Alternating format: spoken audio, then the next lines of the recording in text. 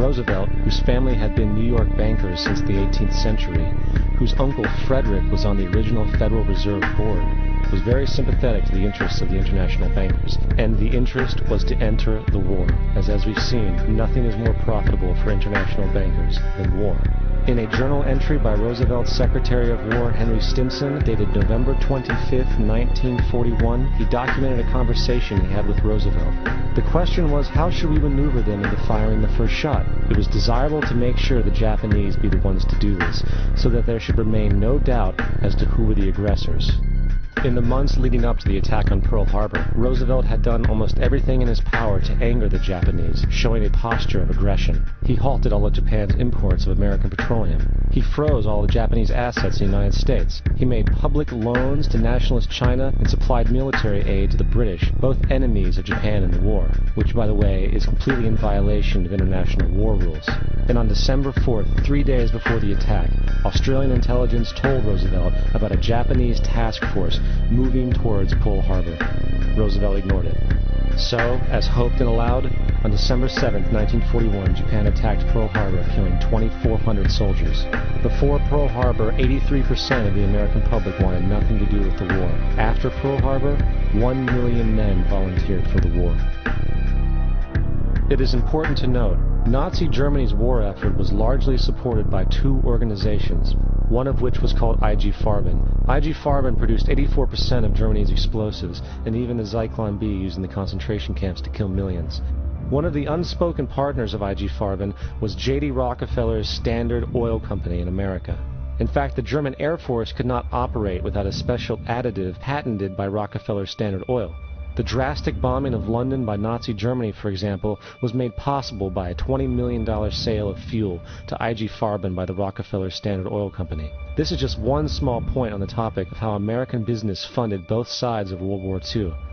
One other treasonous organization worth mentioning is the Union Banking Corporation of New York City.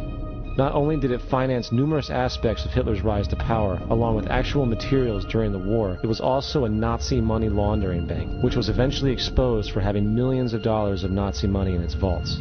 The Union Banking Corporation of New York was eventually seized for violations of the Trading with the Enemy Act. Guess who the director and vice president of the Union Bank was? Prescott Bush, our current president's grandfather, and of course our former president's father. Keep that in mind when considering the moral and political dispositions of the Bush family. Vietnam. The United States' official declaration of war on North Vietnam in 1964 came after an alleged incident involving two U.S. destroyers being attacked by North Vietnamese PT boats in the Gulf of Tonkin. This was known as the Gulf of Tonkin Incident. This single situation was the catalytic pretext for massive troop deployment and full-fledged warfare. One problem, however, the attack on the U.S. destroyers by Vietnamese PT boats never happened. It was a completely staged event to have an excuse to enter the war. Former Secretary of Defense Robert McNamara stated years later that the Gulf of Tonkin incident was a mistake, while many other insiders and officers have come forward, relaying that it was a contrived farce, a complete lie. Once in the war, it was business as usual. In October 1966, President Lyndon Johnson lifted trading restrictions on the Soviet bloc, knowing full well that the Soviets were providing upwards of 80% of North Vietnam's war supplies.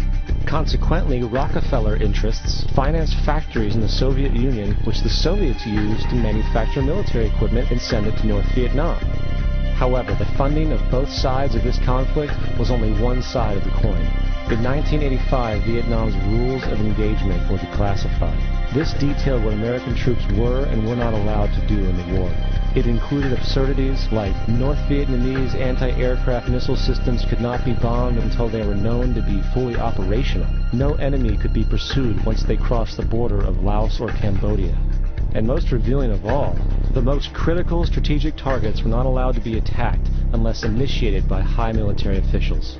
Apart from these imposed ludicrous limitations, North Vietnam was informed of these restrictions and therefore could base entire strategies around the limitations of the American forces. This is why the war went on so long. And the bottom line is this: the Vietnam War was never meant to be won, just sustained. This war for profit resulted in 58,000 American deaths and 3 million dead Vietnamese. So, where are we now? September 11th was the jumpstart for what is now an accelerated agenda by the ruthless elite. It was a staged war pretext no different than the sinking of the Lusitania, the provoking of Pearl Harbor, and the Gulf of Tonkin lie. In fact, if 9/11 wasn't a planned war pretext, it would be an exception to the rule. It has been used to launch 2 unprovoked illegal wars, one against Iraq and one against Afghanistan. However, 9/11 was a pretext for another war as well, the war against you. The Patriot Act, Homeland Security, the Military Tribunals Act, and other legislations are all completely and entirely designed to destroy your civil liberties and limit your ability to fight back against what is coming. Currently in the United States, unannounced to most brainwashed Americans, your home can be searched without a warrant, without you being home. You can in turn be arrested with no charges revealed to you, detained indefinitely with no access to a lawyer, and legally tortured, all under the suspicion that you might be a terrorist. If you need a painted picture of what is happening in this country, let's recognize how history repeats itself. In February 1933, Hitler staged a false flag attack, burning down his own German parliament building, the Reichstag, and blamed it on communist terrorists. Within the next few weeks, he passed the Enabling Act, which completely eradicated the German Constitution, destroying people's liberties. He then led a series of preemptive wars, all justified to the German people as necessary to maintaining homeland security.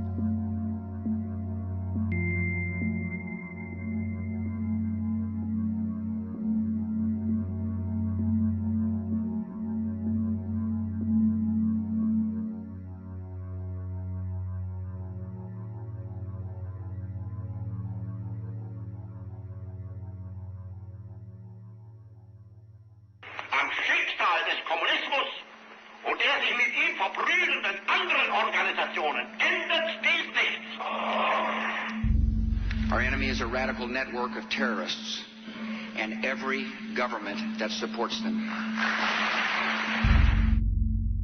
It's time to wake up.